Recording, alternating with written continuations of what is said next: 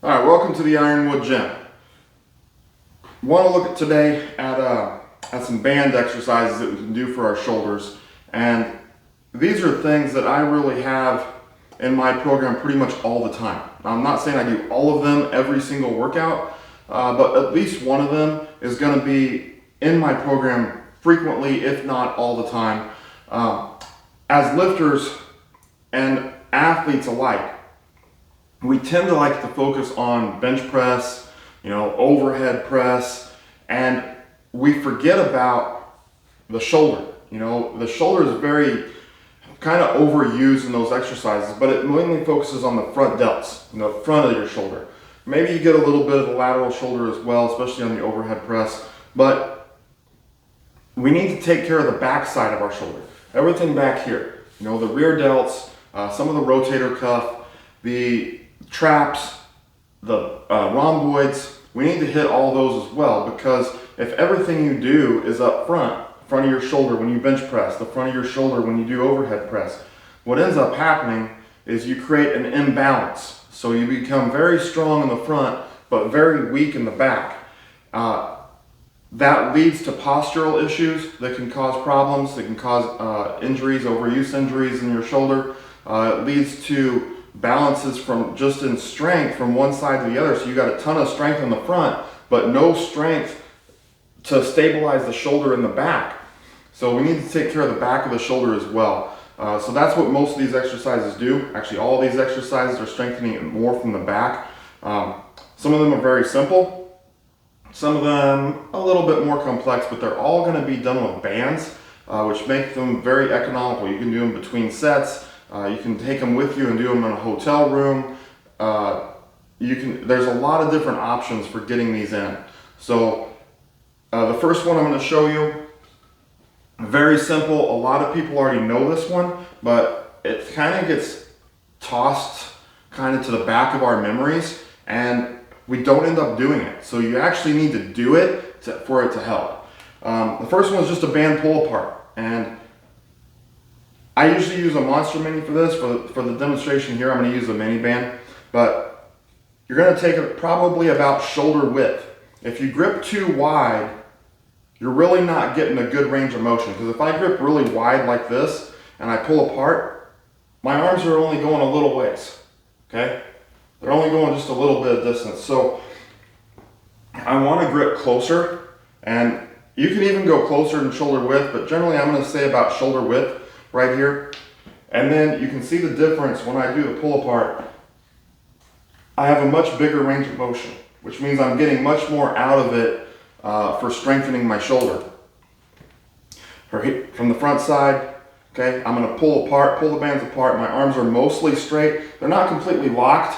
I got a little flex in them, and I'm going to pull to the bottom part of my chest, okay, the bottom of my pecs, which is also about where I should be touching for the bench press. So just pull apart, control it on the way back. Okay, but I really want, when I pull the bands apart, I really want to squeeze that upper back and squeeze my shoulder blades together. Now another variation of this, so this will be exercise number 2, is to turn your hands over. And I got this from John Leach many years ago. He always would say, as athletes, you always do everything internally rotated with that thumb turned in. So he wanted to turn the thumb out, so we were working in external rotation. Changes how the exercise affects your shoulders a little bit. You're still going to get some rear delts, maybe not quite as much, but you're going to get more of the traps and rhomboids than you do with your hand turned over. So just turn your hands, underhand grip. Maybe you can see it better here, but it's the same exact exercise. Just I have an underhand grip now, and now I'm going to pull, same thing. Okay, little flex in the elbows. I'm pulling to the bottom part of my chest, and I want a decent range of motion. So you can kind of control the resistance on these by moving your hands in and out. But if you get super wide with it, then you're not getting a lot out of it.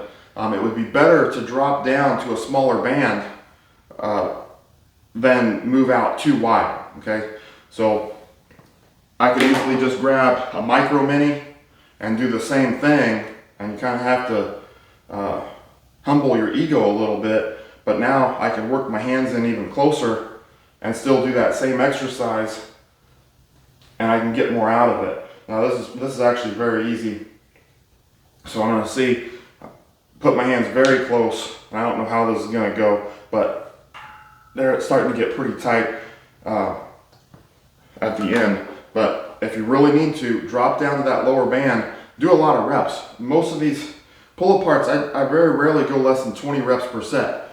Make sure it's controlled, make sure I get a very good burn on it, and really work those rear delts, mid-traps, rhomboid region, and you can get a lot out of those.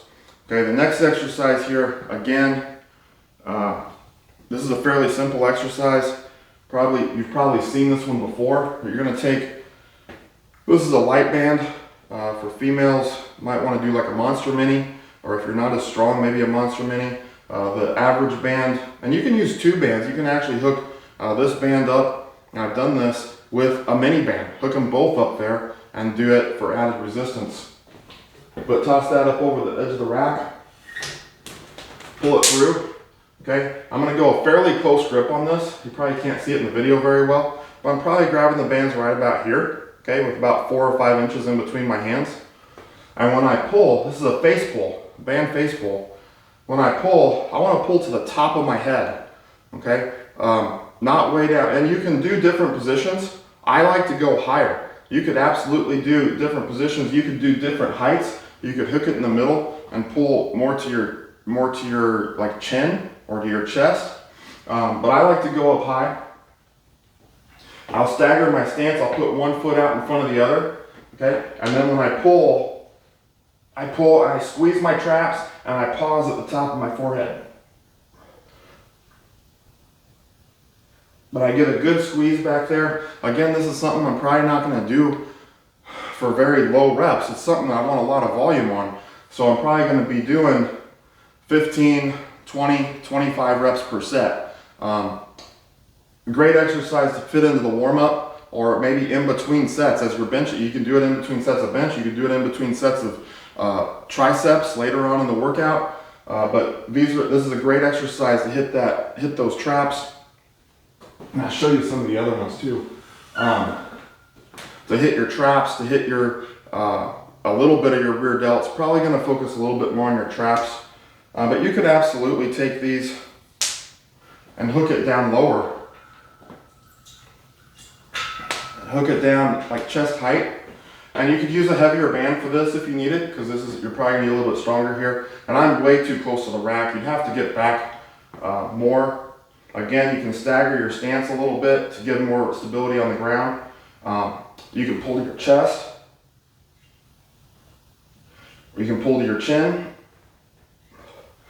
And you can maybe see it's trying to pull me off balance a little bit there. And you can pull up high here too.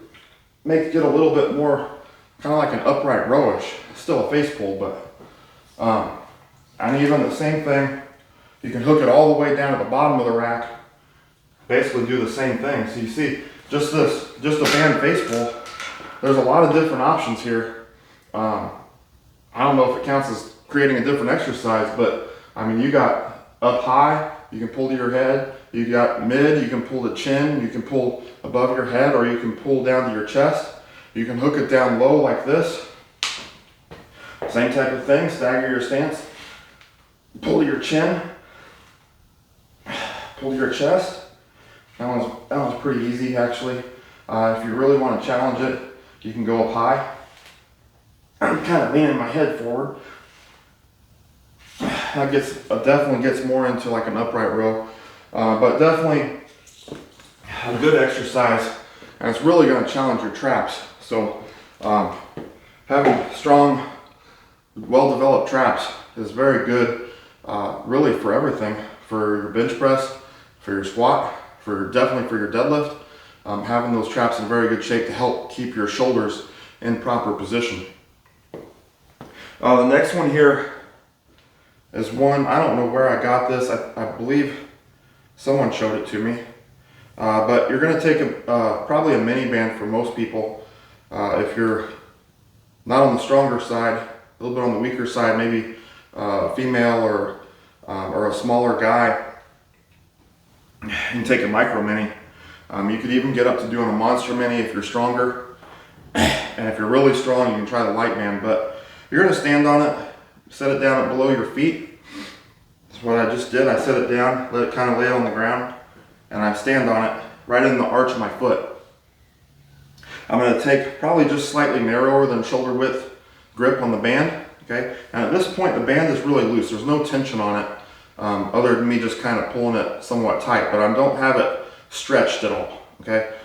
From here, straight arms, I'm gonna go all the way, I'm gonna back up a little bit, hopefully this gets on the camera. I'm gonna go all the way up overhead with straight arms, and then I'm gonna pull it apart down to where it's touching my traps. Okay, these are overhead band pull aparts, and this does get a little bit of your front traps in there because you're doing a front raise first. And keeping straight arms all the way up overhead gets a little bit challenging, and then you're gonna use your lats to kind of pull the band down to right where the bar would sit for a high bar squat. So front raise all the way to overhead. Now I'm going to pull the band apart down to my traps, back up and down. And you don't want to rush through this. You might have to be a little bit explosive depending upon your strength level on this front raise. So you kind of, without trying to arch way back, kind of want to stay stiff, a little bit explosive there, and then this part should be more controlled. Okay, I'll give you one kind of at a little bit of an angle here, but all the way up, pull it down to my shoulders, my traps, back up, straight down. All right, so those are overhead band pull aparts. I'm gonna give you two last exercises here. So giving you pull aparts, there's an A and a B to that. If you count it as two separate exercises, overhand and underhand. Then you've got multiple variations of the face pull. Count that as number 2. The overhead band pull aparts would be 3. And then these two are more rotator cuff exercises. The first one, I'm going to toss it up high on the rack. Run that band through there. And these are really P&F patterns. So proprioceptive neuromuscular facilitation, for those of you that care. If you're a physical therapist or an athletic trainer, you should know what the P&F patterns are. For everyone else, just look at what I do. Don't get too caught up in all the fancy language unless you're really into that. There's just more out there to confuse you than what's necessary. Understanding the exercise and kind of how it works, that's what's important.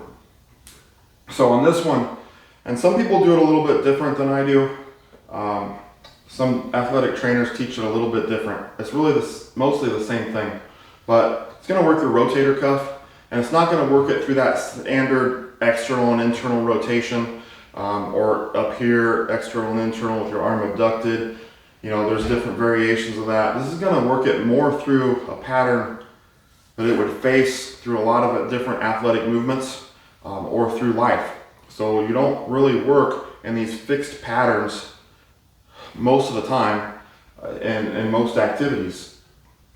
You're working at diagonal patterns. You're working diagonally. You're working, different movements there. So this one, I got the name of it from Tim Contos back when I was working at VCU.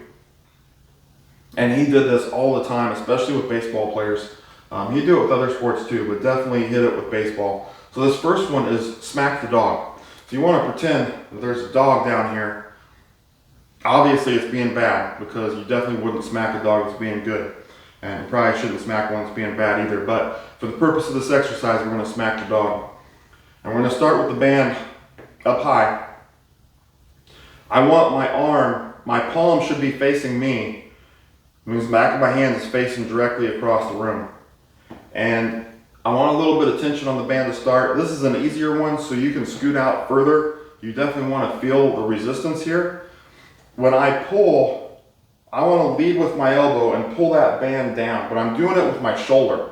Okay, I'm pulling with my shoulder. I'm pulling that band down, and then as I get lower, I kind of unfold my arm. Now, palm of my hand is facing directly across the room. And I'm twisting a lot right now as I'm talking and trying to point, but your body should stay straight, parallel with the band. Okay, but now look at my hand. My palm is facing directly across the room, and my back hand is facing back. Just the opposite of what I did when I started.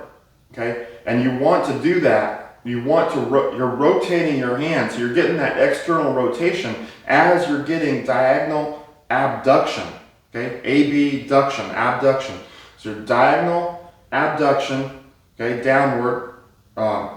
You're probably getting some downward rotational in there as well as external rotation. So you're getting a lot of different movements of the rotator cuff. So you're probably hitting several different rotator. I'm not going to get into which muscles are being hit. And off the top of my head, I couldn't even tell you. I'd have to go look at the charts that I have in my office. But, okay, right here, palm facing me, rotate as I go. Now I'm palm facing away. Okay, and this should be fairly controlled. Doesn't have to be super slow. You can make it slower if you want, but it doesn't have to be super slow. This is probably going to be at least 15 reps per set. Okay, not a ton of band tension, but you don't want it to be so easy that you're not getting anything out of it. Now, I said I teach it differently than physical therapists and athletic trainers. Maybe some of them do it the same way as me, I don't know.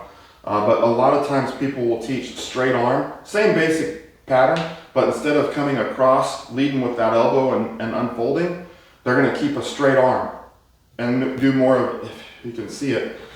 This is mine from the side, okay? Elbow up, or elbow, sorry, wrong one. Elbow down and unfold, there. This would be how some athletic trainers teach it. So starting in the same position, but now they're going to do more of a sweeping motion, or starting up high. They're going to do more of a sweeping motion, keeping a mostly straight arm, and finish down here, okay? I don't know which, there's probably benefits and drawbacks to both of them. You can do both. I tend to like to have my elbow bent and then keep it bent as I bring my upper arm down and then unfold my arm. So that's smack the dog. Now this other one is basically the same thing. Okay, but I'm going to hook it low on the rack. And I don't know how well you can see this. I'll try to get, let's see, yeah, I'd be able to do it. So it's basically the same thing, but now, pretending almost like you're He-Man or something, you got a sword in your sheath, and you're going to come across the body. Again, lead with the elbow, palm is facing me. As I get up higher, I'm bringing that elbow up. As I get up higher, that palm is now facing across the room. So I've completely switched, I've completely rotated. So it's right here, lead with the elbow, finish up high. Okay, I want to finish approximately about a 45-degree angle with this upper arm. Again, my body should be stiff. My body should not be moving or turning. I want to let it pull my shoulder over, so I'm getting a good range of motion, okay, and then lead with the elbow, finish up high, okay. If doing more like the athletic trainers type,